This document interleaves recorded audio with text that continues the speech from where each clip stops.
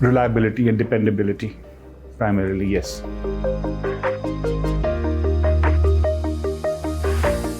Transparency, in fact, how you build trust is the people believe in you. People understand that what you're doing is the right thing to do. And that can only happen once you communicate your intent. And that's how you build trust, primarily.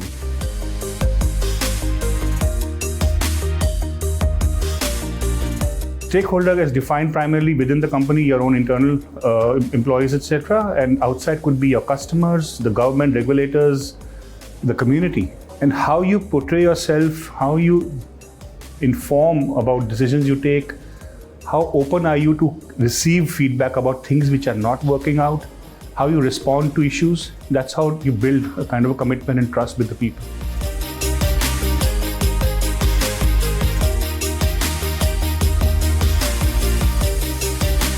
This was an interesting word which came up as a chief trust officer, and considering that each one of us has to be a chief trust officer in any form.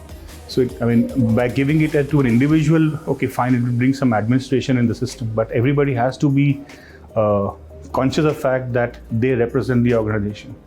And as I had mentioned in our discussions earlier today, that it's always for an employee, it's always his manager who is his main contact with the organization. What happens 15 stories high is not something which comes to him. So how does his manager build that trust with the individual in terms of listening to him, understanding his issues, sorting his issues? That's good enough for the individual to actually understand that I trust this organization and this organization is trustworthy. And that personifies in the way he does his work, the way he engages with the others, and the way eventually the whole organization engages with the stakeholders outside.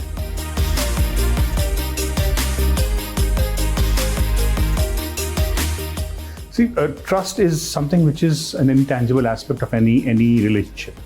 The tangibles are easy to measure. Any company which is there works for earning revenue, doing their customer feedbacks, employee stats, etc., which are more tangible. The intangible aspects of how am I doing? How do I know how good I am?